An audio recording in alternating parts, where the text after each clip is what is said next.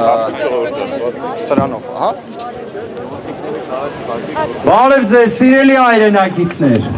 ձեր ցավը տանեմ։ Ժողովուրդ ջան, մենք ներկայացրեցինք մեր դիրքորոշումը կենտրոնական ընտրական անձնաժողովին։ Մենք ներկայացրել ենք այնպիսի հիմքեր, որ ակնհայտ է դարձնում, որ այս ընտրության արդյունքները պետք է ճանաչվեն անվավեր։ Մենք վերջին օրերին տեսանք նաև, թե ինչ գործողություններ էին կատարվել, ընտրություններին մասնակցած, ժողովրդի կողմից ձայներ ստացած Բարգավաճ Հայաստան կուսակցության դեպքում, եւ ակնհայտ էր, որ այդ մասով պետք է լինի վերաքվեարկություն, ու ասեմ, ստեղ սևը սպիտակով գրված է օրենքի մեջ, վերաքվեարկությունը պետք է լինի, բայց թույլ տվեք, անեմ այն կանխատեսումը նաև ձեր ներկայությամբ, որը արել եմ հենց համապատասխան նիստերի դահլիճում, իրենք դա չեն անելու, իրենք վերաքվեարկություն չեն անելու, վերաքվեարկություն անելու համար պետք է լինի անկախ այդ մարմինը,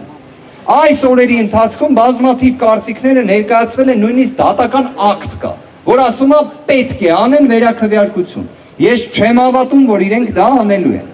իհարկե մի ժամ սպասենք ժողովուրդ ջան, կարծում եմ այդքանը բավարար է, իրենք պետք է վերջնական որոշումը իրենց կայացնեն։ Եթե Հայաստանի Հանրապետությունում այսպես օրենքի տրամաբանությունը գործում է, վերաքվեարկությունը պետք է լինի։ Բայց քանի որ այդ վերաքվեարկությունը իրենց համար ցանկալի չէ, իսկ մենք հասկանում ենք, որ Հայաստանում այս ապօրինությունների մասշտաբը, ժողովրդավարության սկզբունքի նսեմացումը գնալով ավելի մեծ մասշտաբ է ստանում, այդ կանխատեսումը կատարել եմ։ Թող ես սխալված լինեմ։ Ամենայն ազնվությամբ, թող ես սխալվածը լինեմ։ Միաժամանակ ժողովուրդ ջան, շատ կարևոր մի արձանագրում։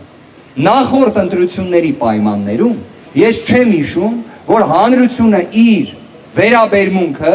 այդ թվում նաև հենց կենտրոնական ընտրական հանձնաժողովի մոտ արտահայտի։ Ապրեք դուք ժողովուրդ ջան։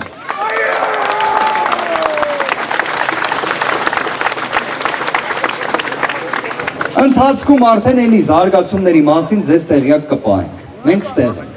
Պարոն Վարդանյան, Կարծում եմ մի հետ։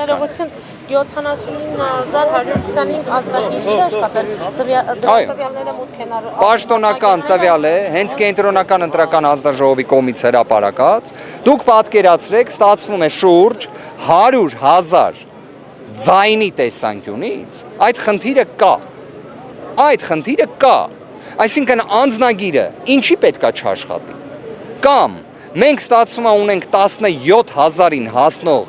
զինվորականների քվեարկության գործընթաց, որի հանդեպ կա 0 վերահսկողություն, 0, չգիտենք որտեղ են իրենք գալիս ընտրելու, որևէ վերահսկողական այդ մեխանիզմը չի գործում, հիմա այստեղ առաջանում են բազմաթիվ հարցեր, ինչպես է այդ քվեարկությունը կազմակերպվում, ինչպես են իրենց տվյալները գնահատվում և վերահսկողությունը իրականացվում, իսկ չաշխատող անձնագրերի հետ կապված մի տեխնիկական իրավիճակ նկարագրեմ, անձնագիրը անձը ներկայացնում, այն սարքի միջոցով վերիֆիկացում չի անցնում, մասնագետը պետք է լրացնի տվյալները, մասնագետը ինչ տվյալներ է լրացնում, ես չգիտեմ, պատշաճ է լրացնում, թե ոչ պատշաճ, չգիտեմ, առնվազն 79,000-ից ավելի նման դեպք արձանագրված է, որ անձնագիրը տալիս են, անձնագիրը չի աշխատում, մի հանգամանքել եմ, հա ուզում նշել, բոլոր խնդիրները, որոնք եղել են, նույն զինծառայողների քվեարկության հետ կապված այն տեսանյութը, որը բոլորը տեսել են, դա ունի մեկ պատասխանատու, թե ինչի դա պետք է չլիներ, դա կենտրոնական ընտրական հանձնաժողովն է, այսինքն իրենք ստեղծում են խնդիր, որ հետագայում հերոսաբար այն լուծեն, սա չի ընտրական գործընթացը։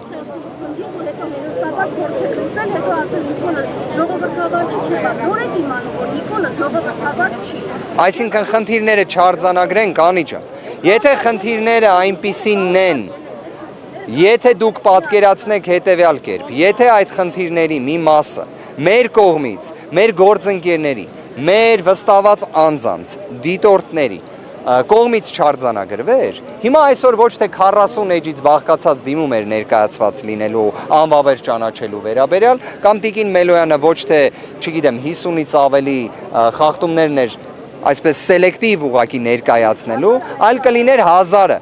Հիմա այդ իրավիճակում էլ Անի ջան, խնդրում եմ արձանագրենք մի բան, օրվա իշխանությունները չնայած հակաժողովրդական,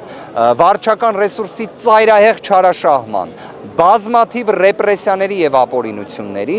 չեն հաղթել այս ընտրություններում։ Իրենք եւս չեն հաղթել։ Եվ պարոն Կարապետյանը նաեւ ասաց, որ պարտվել է հայ ժողովուրդը։ Իսկ հայ ժողովրդի հաղթանակը ի վերջո լինելու է։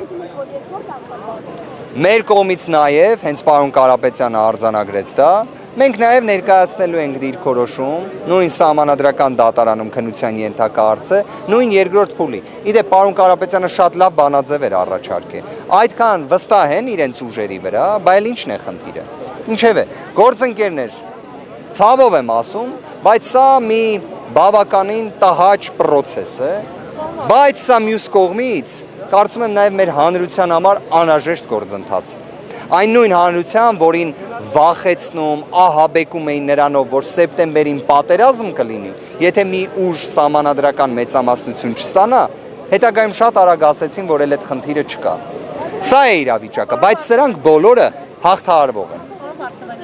Սահմանադրական դատարանը, կենտրոնական պետական հաստատակը, հանդիպության դիմումները եւ այլն չդունեց, ի վերջո մնաց այն, ինչ այսօր հրապարակել է, վերջնական արդյունքները ինչ է։ Ես առաջարկում եմ յուրաքանչյուր դեպքում հարցերին մոտենալ ըստ դրանց գործողության։ Պայմանական եմ ասում, 2026 թվականի հունիսի 13-ին, երբ հրապարակվեց վարչական դատարանի վճիռը, այն անկանխատեսելի է շատ շատերի համար, շատ շատերի։ Բայց եղավ այդ վճիռը, որտեղ ուղիղ արձանագրվել է, որ պետք է լինի վերաքվեարկություն։ Հարցնեիք մեր հայրենակիցներից հազարներին, կասեին չէր լինելու նման բան։ Եղավ վարչական դատարանի այդ վճիռը։ ԿՀ-ն կկարողանա վարչական դատարանի վճիռ խախտողի պիտակն էլ ստանա։ Տեսնենք։ Ըստ դրա էլ գնահատականը կտանք։ Տիկին Մելոյան, դուք շարունակեք